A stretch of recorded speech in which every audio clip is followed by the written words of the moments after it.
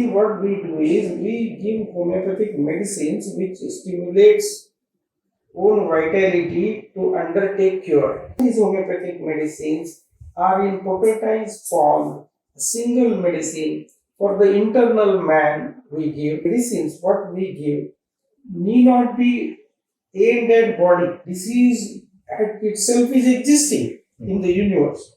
But the person is affected because he has become weak in that sector.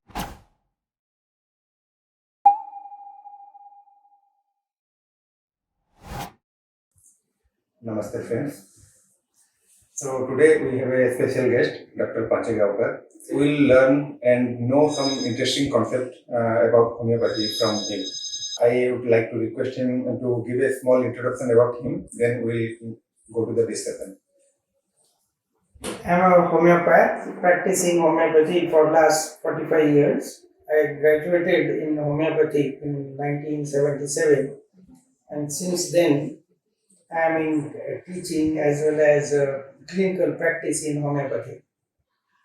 I earlier used to teach for undergraduate courses till 2000 and then for post-graduation courses, and currently I am guide for PhD in homeopathy. In Pondicherry, I am a director of Sri Aurobindo Center for Homeopathy for last 22 years, and ours is a clinical research unit which is recognized by Government of India.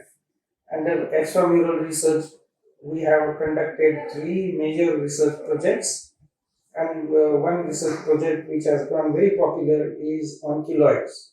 That too, it was in collaboration with JIPMA.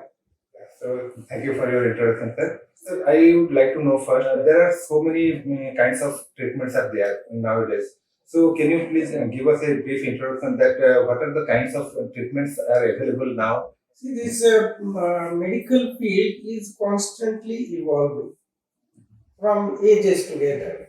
People used to find out some curative method and they used to employ it for certain diseases. And this has been a continuous process of evolution. In that, like Ayurveda, then Siddha, then homeopathy, and now what we call allopathy. All these systems are there. Along with that, there are even other systems which you don't use medicine, but they work only on energy, like acupressure therapy, acupuncture, or pranic healing, or craniosacral healing, or osteopathic healing, like that. Yeah. So there are many systems, and in that, homeopathy is supposed to be the most modern. In the sense, it's a very recent system. Hardly 200 and odd years it has been practiced. It is discovered rather. This principle was sporadically used by many. Rather, we call it that homeopathy is just a refined branch of a medical system. In the sense, see, to understand how homeopathy was invented, it's very interesting that the founder of homeopathy, Dr. Samuel Hahnemann himself, was a medical doctor. And by looking at the poor results and suffering of the patients with the treatment or even without treatment, he got disillusioned and he just stopped practicing. He said this is a malpractice type medical practice. So he just stopped practicing in spite of very good medical qualification. But to earn his living, because he was in Germany and he knew many European languages, to earn his living, he started translating medical books in Germany. So he was translating Cullen's Materia Medica, which is a Materia Medica book about medicinal properties of so-called allopathic school. And while translating, he stumbled upon one statement that quinine cures malaria because it is bitter. And he said, see, quinine is known to cure malaria. But what has it to do with the bitter taste of it? So then he experimented on himself. He consumed this quinine. And to his surprise, he realized that he has developed a malaria-like syndrome because he has taken this quinine in healthy body. Then he thought maybe this property of quinine to produce malaria-like syndrome is the curative property which cures malaria. Then he experimented with other healthy human beings. He used to give this quinine to a person would develop malaria-like syndrome, and once the action of medicine is over, the malaria syndrome used to disappear.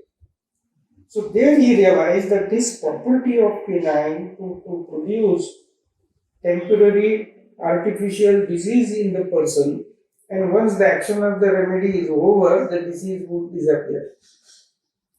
And then he started employing even other medicines in this fashion. And he experimented, and of course, there was a big team of medical practitioners who came in support of him. And in his lifetime, like when he started working on this principle, he worked for almost 45 years on this. And in 45 years, he experimented with 99 medicines which were completely proved. So there, they used to give medicine to the healthy human beings, study the effects, and what are the effects, or we can call toxic effects rather, the medicine would produce in human beings. That was studied, and that was employed as a curative property. And then he became very popular medical practitioner, where he used to just study the syndrome, the disease, and he will just find out the remedy which has all these properties and give it. The next, actually, the moment he established was he never gave medicine in crude form. He just diluted it to infinite level, and there would be a time where the dilution would be so much that there would be hardly any detectable medicinal quantity in the dilution. But at the same time, that dilution was equally effective, rather more effective than the crude drug. So the principle of potentization came. Then he realized that, see, all what we call symptoms are just a sequelae of the disease. Like, see, fever. See, fever is not disease. Fever is entity which is because of the defense getting roused against the disease. So we are not going to treat the fever. We are going to treat the cause of the fever, and then in turn fever will be alright. So that way he used to collect all the symptoms and give one single remedy which has all these characters. Let it be headache or fever or loose motion or pain abdomen or any disorder in the body. He would just study the genesis, he would study the totality, and on the basis of totality, he would select just one medicine which will be correcting the internal vital force. And the main concept of homeopathy is based on the concept of vital force. See, in human body, this material body is animated by the vital force, and it is the mind which governs this animated body, and continuously it tries to preserve the original health. So this way, all the medicines what we give need not be aimed at body. Rather, this animating entity or the animation, the vital force and the mind, these should be the seat of action for medicine. Because mainly health is preserved by these things. Material body is just material. See, for example, if some person is lying down on bed, we say so and so person is lying on bed. But the moment that person is dead, we never say that person is lying. We say his body is lying. Now, what is missing? The main, atma or the core of the person is this vitality or the inner core. So that has actually the base of illness as well as cure. So all these homeopathic medicines are in potentized form, a single medicine for the internal man we give, and this internal man, when it is in a harmonious function, signs and symptoms disappear, and cure takes place. This is how, in nutshell, we can explain homeopathy. Thank you for this explanation. Allopathy is much in treatment. Homeopathy, how it's done different from allopathy, and is there any pros and cons also in homeopathy? As we know, in allopathy always have side effects. See, the homeopathy has limitations Mhm. because our seat of action is the internal man. See, if some disease is to be cured, we always consider that there is some predisposition. The person has become susceptible, and then the disease has occurred. Disease at itself is existing in the universe, but the person is affected because he has become weak in that sector, and that weakness has to be addressed. So in homeopathy, what we do is we give homeopathic medicines which stimulates own vitality to undertake cure, and that cure takes place. So naturally, this is not just suppression. It is basically your core gets cured, and therefore the disease disappears. So it is always a permanent. It is gentle because the quantity of medication is minimal or as good as nil, materially nil. It is only in the dynamized form or energy form. So it is most gentle also. And it is most rapid because it is cure is taking place from the core. It is not a palliation. It is not a separation. It is getting cured. So all the criteria of the ideal cure, that like rapid, gentle, and permanent cure, these are achieved by homeopathy. This is the scope.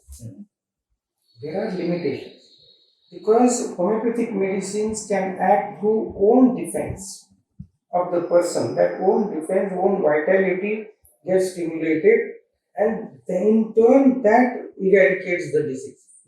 In some cases, because of the illnesses, if the vitality is too low, the person's vitality is too low to cope with the disease, then homeopathic medicines fail to help. Where only palliation is possible. Under such circumstances, allopathic palliation has upper hand. So we always say, as a life-saving measure, allopathy is very efficient. But for cure, it is only homeopathy.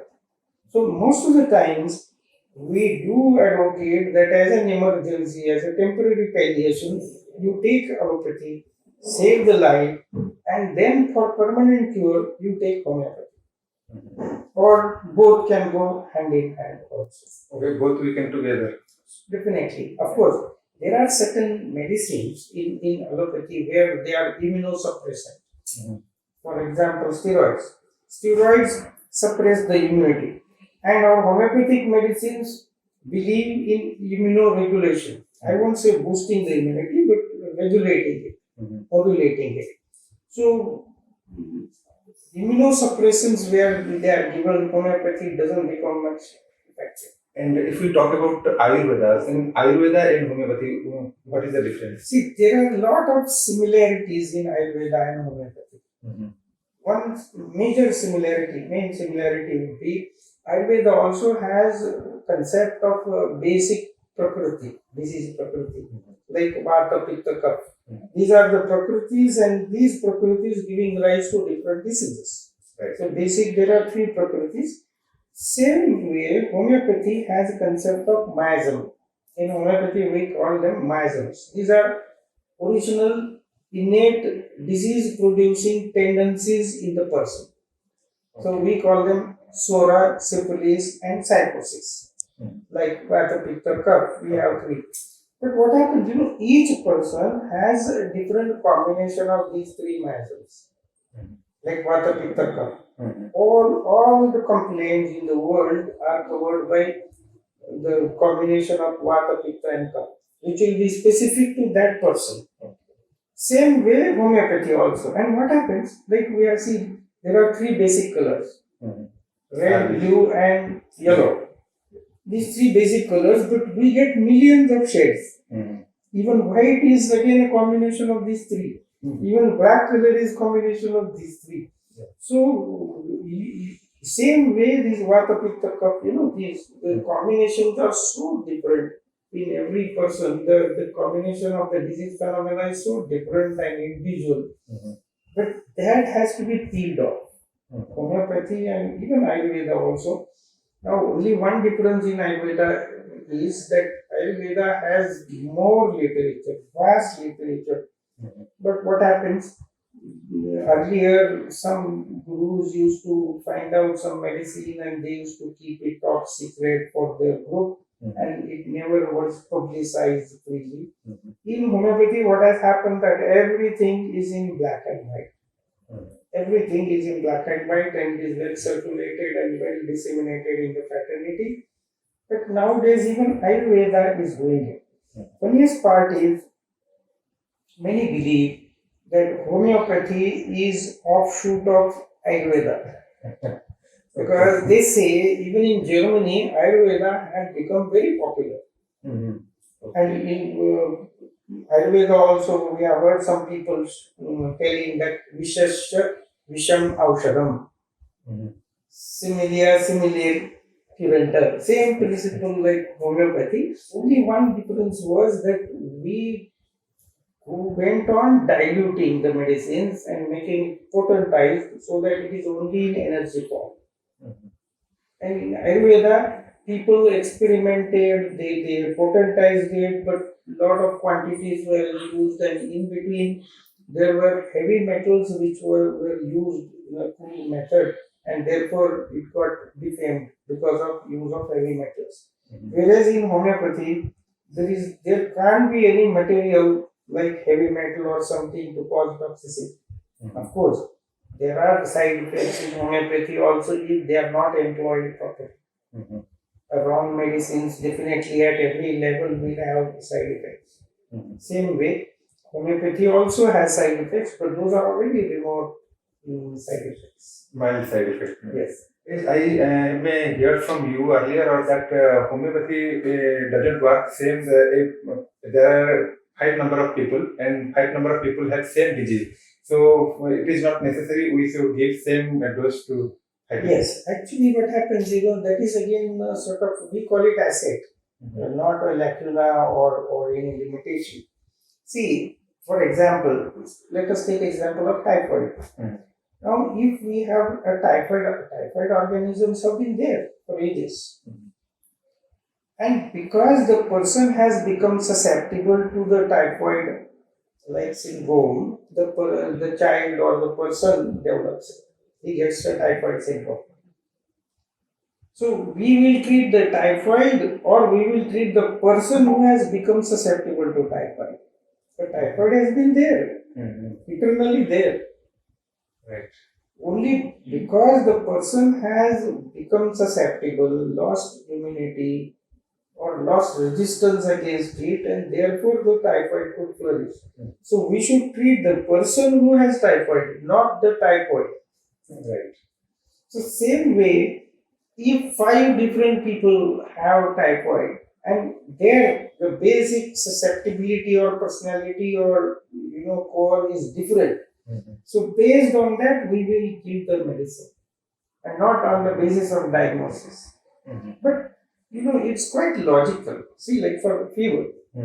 Now, fever, malaria person gets fever, the tonsillitis person gets fever, tuberculosis person gets fever, typhoid person gets fever, sepsis, gangrene. Fever is everywhere. Yeah. So we will treat fever or we will treat the cause of fever. So same way we treat the person who has the disease. So in homeopathy we can't have that this is the remedy for typhoid. No. This is the remedy for typhoid syndrome for this person at that moment. It may be different for every person. So this is how we call it concept of individualization. In allopathy also, so whenever we have any pain or headache, always they prescribe that have some this medicine or injection and it will be cured.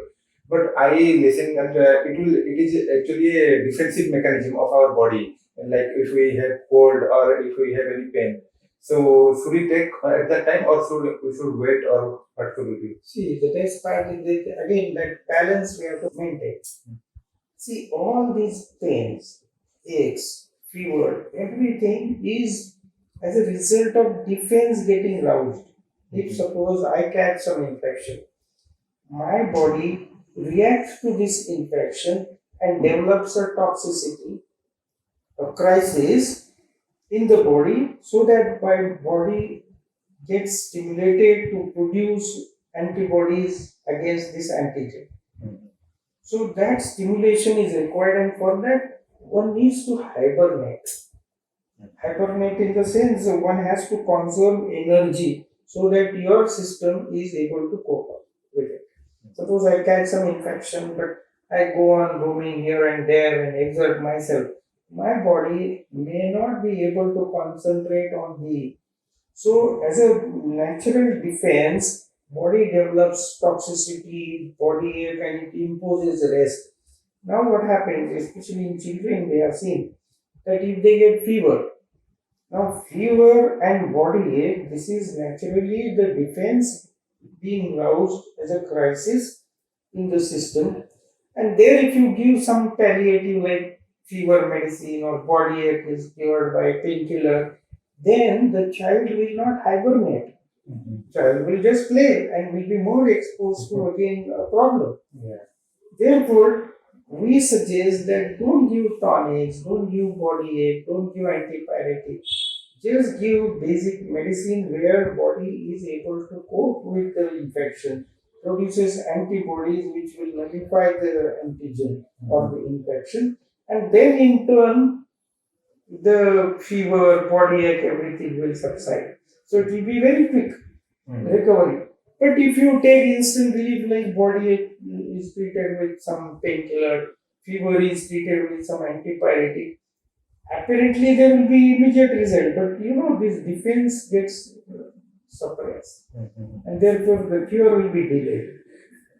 So immediate relief is not a good concept. It should be a guarded relief, where or we sometimes allow painkillers because if the person is not able to sleep at night because of pain, unbearable pain, then definitely we advise to give some painkiller where the pain is at least 50% better so that patient can hibernate or rest properly. But beyond that, no temporary palliations are desired in this case. In that way, we differ with the conventional school. People say, why should one suffer? But we say, this pain and defense or body ache is the indicator of the defense.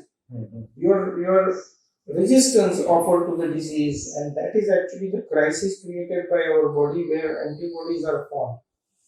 So we should welcome this situation, and what happens? These are small trivial infections from childhood.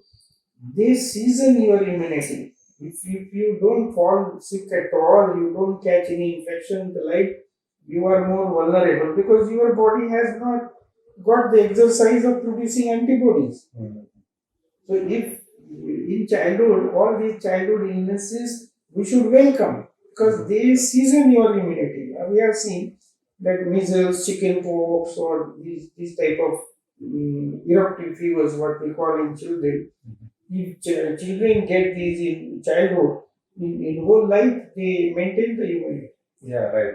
They become immune to all this. Even I was also a survivor of chickenpox. So Yes. in childhood I had, but We welcome it. As a child, we welcome it. And later on in whole life, not only that.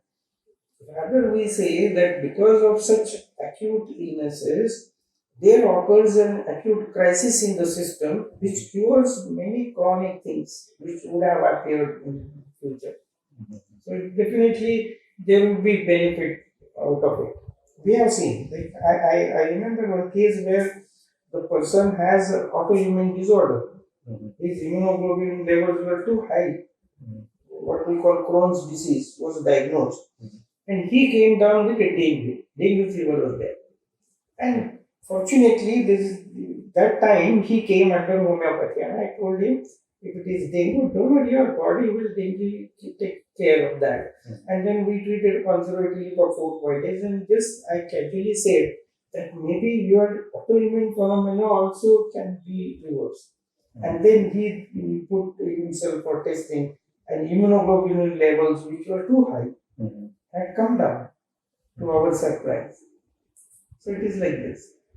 So in general, if anyone got fever, is it advisable he should go for medicine or it will be cured automatically? See, always fever is 100% sign of defense. Mhm. The defense is aroused because of some crisis. It can be infection, or it can be antigen, or it can be even autoimmune phenomenon. But definitely defense is aroused. Now we have to just study and help our system to remove the cause, eradicate the cause of the disease Mhm. against which this defense is aroused. So we should not be afraid of fever. Not that we should welcome illness. No. But if illness is there and if you get fever, it should be a welcome sign. You should welcome it,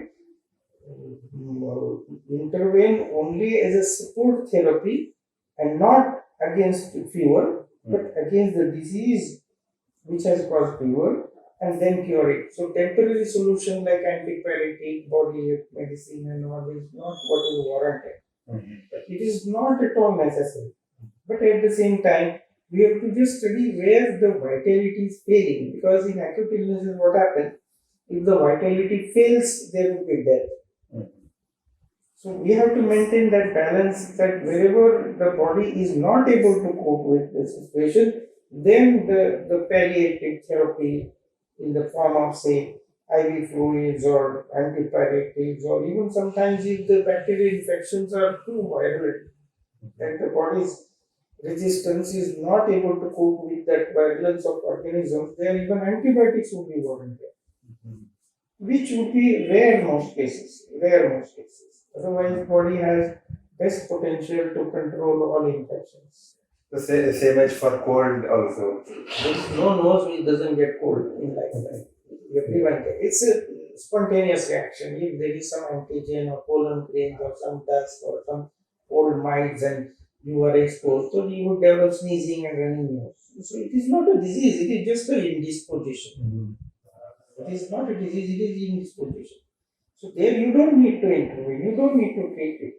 But at the same time, you just facilitate it to cure. In the sense like we advise that if you have a common cold, don't take any medicine.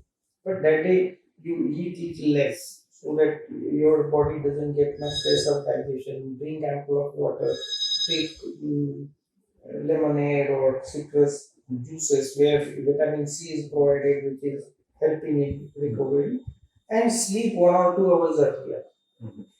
In building your immunity, the sleep plays a prime role. And that circadian rhythm has to be followed. So you should sleep much earlier to midnight. Like ideally, it should be like 9 o'clock if you sleep and get up anytime after 5. That sleep also helps you. So proper sleep, proper hydration, proper diet and rest. That itself is enough for curing cold. Whenever we get into any disease, is it the cause of only our defensive mechanism or immunity, or does it have some psychological effect also? See, our immunity, psychology is part of our personality.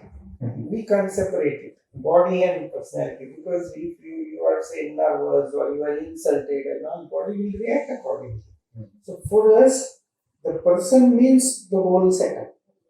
Right. His body, his vital, his mind, and again the psyche. Everything is together. So definitely there would be like if your body is suffering, mind will definitely be affected. If mind is affected, body will definitely be affected because it is all everything is governed by the mind. It is governed by the mind. Our body is just instrument to express it. Body is just instrument. And there are vital functions which are going on subconsciously, like heart. From the birth till death, it works. But definitely the mind has, indirect control. Though like mind is not like making it on off, but at the same time, the function, is definitely affected by the affections in the mind. So definitely the affections of mind are supreme. So that's why in homeopathy actually has this upper hand that we consider the whole personality as one unit. We are not treating the body alone. We are treating the body animated by the vital and governed by the mind together and for higher purpose of life. Someone if have any tiring day, if he have suffering from sleeplessness, so in that case, what are the treatments and the homeopathy that Sleep is an essential hibernation because in lifetime, imagine how much we sleep. Mhm. Because children, they sleep for 12 hours, and as you grow, adolescent and adults are 8 hours, and then middle age and old age maybe 7 hours. Mhm. So that is essential. So not only the duration of sleep, but even the timing. Mhm. The midnight should be the midpoint of sleep. So if you don't sleep or if you can't sleep because of so many reasons, then definitely it will affect your whole system. It will affect your mind, it will affect your vital thing and body as well.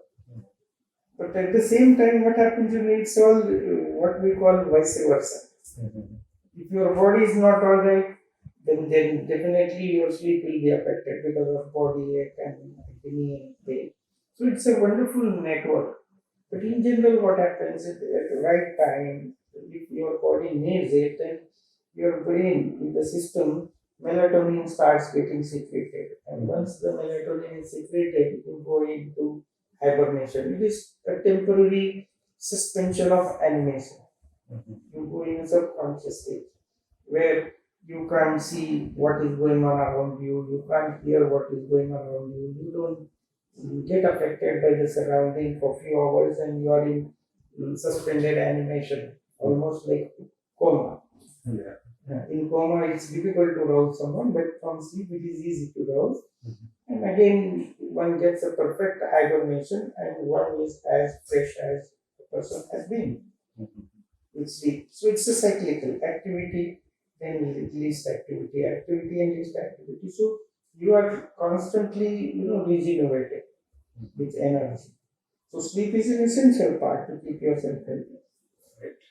Nowadays, there is a problem like gallstone, young generation also having and elderly also. So, what is the basic cause of this? See what happens mainly the gallbladder gets gallstones.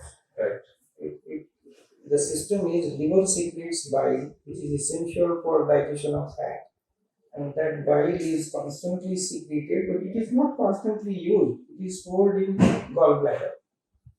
It is stored in the gallbladder, and as and when required, especially for fat food you need it, it is released through bile duct. It comes to intestine. Sometimes what happens because of stagnation there, because of stagnation or dehydration, it gets solidified, and that is what we call gallstones. It gets solidified. It's no more liquid. It can be material, large, small, and all. But as such, at the most, what will happen? That capacity of the gallbladder will be less. If it is filled with the gallstones, no problem should come. The bile, if it is needed, even the bladder is full of gallstones, the bile can easily reach the bile duct and functions will be there. Only thing is, in that case, the person will not be able to digest fatty food, fried food, and all. That's all. It shouldn't affect. But sometimes this gallbladder itself gets inflamed, and that is really a painful disease, what we call cholecystitis. The gallbladder internal wall gets thickened and inflamed, and there it starts causing problems. So, but gallbladder stones, we generally don't recommend taking medicine for removal of gallstones. We give medicine for preventing gallstones, or if they are there, make them dormant and be as they are. Because if you start excreting, they will be excreted through bile duct. And through your bile duct, if they get stuck, that bile duct has a course from, in the vicinity of pancreas, which is most dangerous and vital organ. So if it gets stuck there, then it is a very dangerous thing. So if someone has gallstones, don't worry, for our life person can remain with the gallstones and it won't bother. But if gallstones are too much inflamed and all, then it has to be treated conservatively or then removal of the gallbladder. That is the only way. I have some of my friends who have this, and doctor always recommend to remove that gallbladder. It is not necessary part of body. Yes, see, to some extent it's fine Hmm. because it is only to store the bile. At the most, what if you don't have gallbladder, the bile will directly go through bile duct. Mhm. If you eat fat food, more bile will be secreted. If you don't eat fat food, less bile will be needed. Mhm. So it won't be stored. Mhm. So naturally, no problem comes. So it will not affect in our digestion system or It anything. should not. It should not. Only thing is the person will not be able to. But what we consider, removing the organ means approaching it. You have to go deep inside and then remove the organ. Instead, if it is not bothering you, leave it. Leave it. And we have seen people, accidentally detected to have gallstones and full of gallstones. The bladder is full almost. But the person has no problem. Sir, I would like to know nowadays allopathy is everybody know, but homeopathy only we can say that some scholarly person or some known person is known. So why homeopathy is underrated?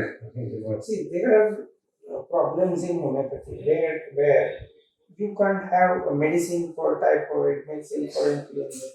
We have to just study the person and give the medicine. And nowadays, what happens, patients want urgent recovery. Right. They have the pace of life is such that tomorrow one has to attend the meeting. So nothing doing, you just give the medicine so that I can attend the meeting. And this compromise is done only by palliation.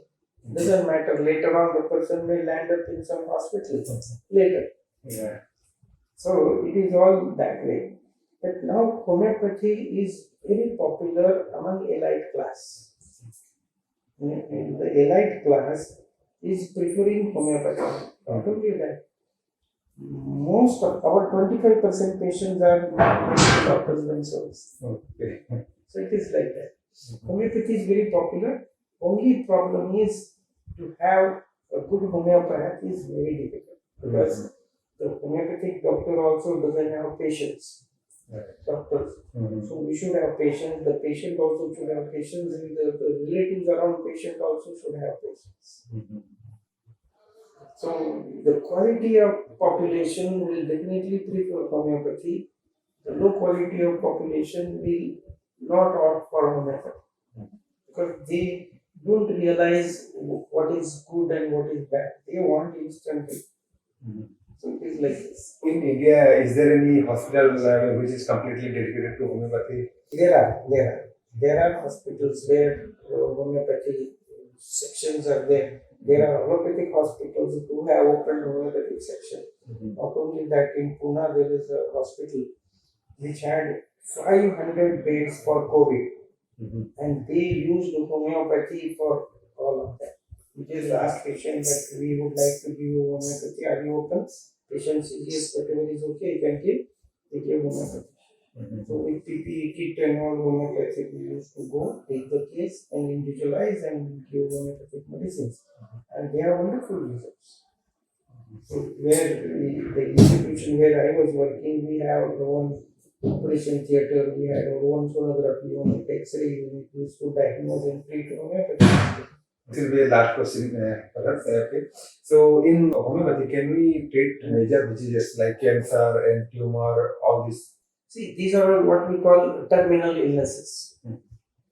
So definitely cancer is something which is tendency which is born within the person. It's not some infection from outside has come and caused cancer. No. The innate system in the person becomes neoplastic. The neoplasm occurs. Now this phenomena homeopathy alone can arrest. Okay. See, this chemotherapy or all of this, our own body has system to produce, chemicals or hormones which will control the neoplasticity or malignancy.